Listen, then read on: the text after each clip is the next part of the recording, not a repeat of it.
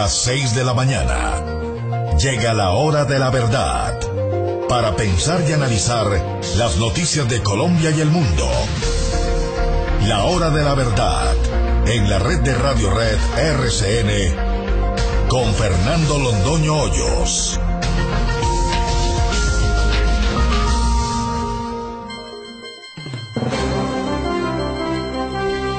Muy buenos días. Son las 6 de la mañana de este martes 19 de julio de 2016. Esta es la hora de la verdad y estos temas y asuntos que tendremos que comentar con ustedes en las próximas horas. Y muy complacidos estaremos de ello. La Corte Constitucional desató el conflicto que se había montado publicitariamente y en la prensa y políticamente sobre el tema del plebiscito. Todo quedó resuelto. Sentencia re judicata pro veritate habetur, nada que hacer. Para que se apruebe el plebiscito serán necesarios 4.514.801 votos afirmativos. Afirmativos. No importa el número de votos negativos, ni en blanco, no importa nada. Se necesita ese número de votos afirmativos, que eso fue lo que dijo la ley. Eso queda perfectamente claro. Hoy a las 6:30 de la mañana estaremos con el presidente Álvaro Uribe Vélez, aquí en la hora de la verdad. Estamos esperando cuál será el circo de mañana. Esto es lo más importante que ha pasado y en la historia y lo que se quiera. Pero a darle garantías a la oposición y a permitirle a la oposición que tenga los mismos medios de difusión y que tenga la misma pauta publicitaria que se utilice para sacar adelante el sí. Que quede eso claro porque la Corte Constitucional lo dijo. La guerra es contra los camioneros. Les han quitado 977 licencias, mientras que para los terroristas lo que hay es impunidad, paz, Congreso, armas a discreción. Esa es la diferencia de trato que se le da a la gente de bien y a la gente de mal en Colombia. Lo mismo que pasa con las fuerzas militares. Para las fuerzas militares, todos los castigos, todas las penas, las humillaciones, la cárcel. Para los bandidos, el Congreso, la curul por cárcel, como aquí lo diría uno de nuestros colaboradores. Ya no va más la visita de venezolanos a Colombia.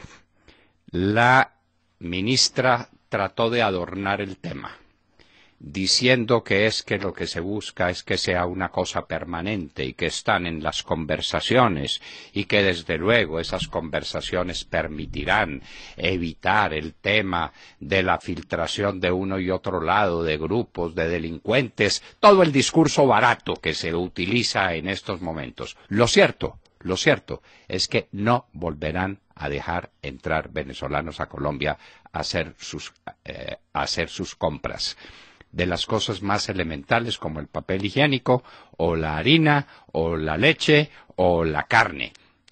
Un pueblo hambriado. Y le cerraron la frontera con la complacencia de nuestra canciller. Que quede claro, nuestra canciller, cumpliendo órdenes de Santos, vuelve a cerrar la frontera. La frontera no la cerró solamente Maduro, la cierra también Colombia, impidiendo que los venezolanos vengan a hacer sus compras a Colombia. Eso es lo que queda perfectamente claro. Ahora a esperar cuando Maduro quiere hacer un acuerdo con Colombia para abrir la frontera, el día de San Blando que no tiene cuándo. Crece la purga en Turquía. Erdogan está desatado, inclusive está amenazando con pena de muerte retroactiva. Imponerle la pena de muerte que no está señalada en la Constitución y las leyes de Turquía a quienes participaron en la tentativa de golpe de Estado. Eso es una monstruosidad, eso es una venganza, es una retaliación y es una violación de lo que se llama el principio de reserva en derecho penal. En eso está Erdogan enloquecido por el golpe de Estado que se intentó en su contra. Mala consejera es la locura. La convención republicana en los Estados Unidos. 1000 problemas para Trump. Las figuras más destacadas del Partido Republicano no asistieron a la reunión de Cleveland, ni los excandidatos presidenciales, ni los expresidentes de la República, los que están vivos, nadie. Los grandes del Partido Republicano no están con Trump. El dopaje en Rusia lo hacía el Estado. El Estado ruso, el gobierno, el señor Putin, tenía organizado unos laboratorios para hacer dopaje. Y eso lo han descubierto. Y es posible que por esa razón Rusia no pueda participar en los próximos Juegos Olímpicos. Un enredo, un pandemonium lo que se ha armado acá. Pero a eso acudía Rusia. Imagínense ustedes cuando esto era la Unión Soviética y en épocas en que no se era tan estricto con el dopaje. Todos esos atletas participantes de la cortina de hierro venían súper, ultra, contra dopados. El ELN quiere más circo que las FARC. Ahora quieren que participe la sociedad civil. Claro, el ELN parte de lo que hicieron las FARC. Que esto es en reunioncitas secretas. No, vamos a hacer reuniones amplias, con todo el mamerdismo. Vamos a hacer una cosa pública, gigantesca. Claro, el ELN dice, a mí me da a partir de ahí. Eso se llama la cláusula de la nación más favorecida. Se descubren asesinatos en la cárcel Modelo en época de despeje, en la época de Pastrana. Esto es una cosa atroz. Estamos a las puertas de unos descubrimientos que no se habían hecho, pero parece que en la cárcel Modelo asesinaron decenas de personas. Y ahora la historia es que no solamente asesinaron presos, sino también visitantes. Llegaban de visitas y no volvían a salir nunca más. ¡Qué horror! Y eso eran los pabellones donde había guerrilleros y paramilitares. ¡Qué horror! No hay cierres financieros de 4G. Eso no cierra, no cuadra. Entonces dicen que ahora van a conseguir inversionistas extranjeros, o lo dejó así como resbaladito Clemente del Valle, que la Federación de Desarrollo Nacional se vuelva socia, es decir, no que preste plata, sino que se vuelve socia de los licitantes. ¡Ah, qué maravilla! El gobierno abre una licitación. La licitación comprende la financiación del proyecto.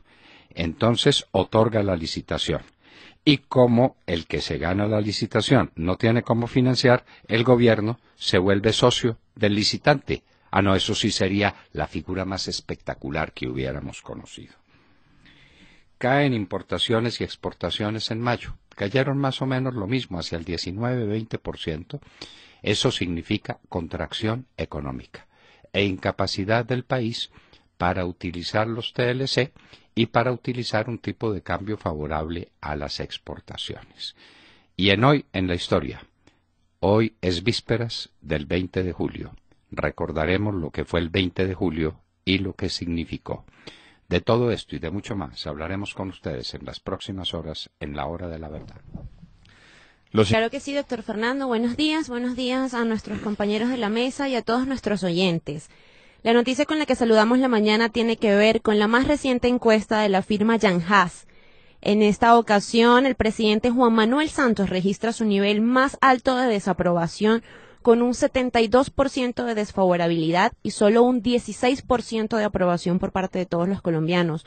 Durante este año, Santos mantenía niveles entre el 62 y 67% de desaprobación, pero luego del acuerdo del cese al fuego bilateral y con este paro camionero que parece interminable, su desfavorabilidad ha subido alrededor de 10 puntos. Y doctor, pero no solo el presidente ostenta tan alta desfavorabilidad, los colombianos también desaprueban a los ministros que lo acompañan, pues su gabinete ministerial cuenta con solo el 70% de desaprobación y con el solo 14% de aprobación. No entiendo cómo un gobierno puede gobernar con tan altos niveles de desconfianza. Y a propósito de la aprobación ayer del plebiscito como método de refrendación de los acuerdos con las FARC, la encuesta también refleja que el 66% de los colombianos desaprueba la forma en la que el gobierno está gestionando el proceso de paz y solo el 26% lo aprueba. Cifras que no sorprenden cuando se le ha cedido tanto a los criminales de las FARC. Además, recientemente fue elegido Néstor Humberto Martínez como nuevo fiscal y aunque la encuesta no muestra el nivel de desconfianza, debemos resaltar que solo el 20% de los colombianos confía en la Fiscalía General de la Nación. Al parecer, doctor Fernando, en Colombia la justicia no es ciega. Y también hay que resaltar que el progreso económico, las expectativas de empleo y las expectativas de consumo son aspectos que siguen preocupando a los ciudadanos. El 75% de los colombianos creen que el país va por mal camino y solo un 21% cree que todo está bien. La pregunta es, ¿por cuál camino vamos? Bueno, esta firma Jan Haas, que es una de las más reputadas del país, nos ofrece una encuesta demoledora. 72% de desaprobación y 16% de aprobación. Con eso no se gobierna, no se puede gobernar. Y eso le pasa, si le pasa al presidente, a los ministros les va peor. Y la situación económica la ven los colombianos negra. Y hay un 66% de desaprobación al acuerdo de paz. Mal pertrechado ejército está el señor Santos para lanzarse a la campaña del plebiscito por la paz. Mal pertrechado ejército. William Calderón. Doctor Londoño, buenos días Colombia, gracias por invitarnos a sus hogares y a sus vehículos. Hoy es martes 19 de julio del año 16, son las 6:16. Como estaba previsto, el plebiscito pasó a la revisión constitucional. Con umbral cercano a los 4.500.000 votos, el plebiscito se votaría el 25 de septiembre próximo y el resultado será vinculante para que el presidente bolivariano de las FARC, por orden de los hermanitos Castro, remache los pactos con sus camaradas los narcoterroristas. Tendremos elecciones con el 13% del umbral electoral. Así las cosas, desde hoy, como lo hemos venido sugiriendo, desde estos micrófonos, diremos no al plebiscito, votaremos no al plebiscito por la paz. Doctor Londoño, ¿qué le decimos entonces a los que quieren irse por el abstencionismo? ¿Y quién puede con el 76% de desaprobación? Bueno, el abstencionismo no significa nada, porque absteniéndose nada se gana. El voto por el sí necesita 4.514.801 votos. Sí, señor. Que quede clara esa cifra. Y yo me pregunto, ¿de cuándo es ese censo electoral? ¿De cuándo es? La pregunta del millón. A ver si el Consejo Nacional Electoral le va a dar a Santos el mismo regalito que nos dio a nosotros la víspera del referendo. Que traigan al mismo tipo que tenían ese día en la noche. Que nos metió 1 millón de cédulas de ciudadanía adicionales. ¿De cuándo es el censo electoral? Esa es la pregunta. Para saber si es con ese censo electoral o con un censo electoral mejor actualizado. De manera que averigüemos eso. Pero los votos afirmativos son estos. La abstención no cuenta, no juega, no tiene importancia. El voto por el sí necesita más de 4.514.000 votos, 515.000 votos para redondear. 514.801. Que quede eso perfectamente claro. Santiago Rojas. Santiago Castro. Discúlpeme. No, es que se me cruzó su nombre con el de un médico muy eminente que tengo en la mente. Eminentísimo, Santiago, además. Eminentísimo y persona queridísima. Santiago Castro es el nuestro. Doctor Londoño, buenos días, muy buenos días a los oyentes y a todos los compañeros de la mesa. Como lo acaba de decir William Calderón, pasó lo que sabíamos que iba a pasar. Para la Corte el plebiscito procede. Está aún por resolverse si el futuro del acto legislativo por la paz como tal, pero queda claro que la refrendación del mismo será mediante plebiscito y se requiere que el 13% de los electores voten por el sí. Doctor Londoño, de lograrse una cifra menor, se entenderá negada la aprobación. Es decir, si el 13% del censo electoral acude a las urnas, pero él sí logra un voto menos que ese 13%, el plebiscito habrá sido negado. No hay lugar a dudas. De igual modo, aunque resulte para muchos obvio, si en cualquier caso los votos por el no superen los votos por el sí, el presidente no podrá insistir en ningún tipo de aprobación de los acuerdos que han impuesto las FARC en La Habana. Para proceder con la convocatoria del plebiscito, el presidente deberá informar al Congreso su intención y acompañarla con un informe detallado sobre los acuerdos de La Habana, asunto que precisó la Corte el día de ayer. En el proyecto original solamente debería informar al Congreso la convocatoria del plebiscito. Si la ciudadanía rechaza el plebiscito, hasta ahí llega el acto legislativo por la paz y por lo tanto, doctor Londoño, estaría a salvo la Carta Política de 1991. De lo contrario, habrá carta blanca para que el presidente haga lo que le venga en gana con tal de aprobar lo que han dictado desde La Habana. Es fundamental que entendamos todos que la no aprobación del plebiscito da al trasto con el acto legislativo por la paz. Es decir, todavía hay una forma de impedir que los acuerdos de La Habana se conviertan en una ley fundamental para Colombia, y esa es diciéndole no al plebiscito, doctor Londoño. ¿Qué es decirle no a las FARC? Esa campaña va a ser muy sencilla. No a las FARC. Vote no. Y es un no a las FARC. Entonces las cosas quedan perfectamente claras como nos lo ha explicado Santiago Castro. Roberto Mora. Buenos días, doctor Londoño, queridos oyentes y compañeros. Siguiendo con nuestro cubrimiento del fracasado golpe de Estado en Turquía, el presidente Erdogan continuó ayer con su purga, esta vez instituyendo 8.000 oficiales de la policía que, como decíamos ayer, se unen a 6.000 militares y 3.000 miembros de la judicatura. Y ha admitido sin eufemismos que el golpe de Estado fue una, entre comillas, bendición a fin de avanzar en la dirección de la Turquía que él ambiciona y que muchos temen se trate de otra teocracia islámica en el Medio Oriente. La magnitud de la purga ha provocado reacciones en Occidente. En efecto, el secretario de Estado John Kerry y la canciller de la Unión Europea Federica Mogherini han exhortado a Erdogan a moderar su reacción. Kerry añadió que al interior de la OTAN existen requisitos democráticos y que van a evaluar el desarrollo de los acontecimientos en ese país. Y como anticipábamos ayer, Mogherini ha anunciado que la restauración de la pena de muerte en Turquía significaría el fin de las negociaciones de acceso a la Unión Europea. En el mismo sentido se pronunció la canciller alemana Angela Merkel. Y precisemos que Erdogan pretende no solo restaurar la pena de muerte, sino hacerlo con carácter retroactivo para aplicarla a quienes participaron en el intento de golpe.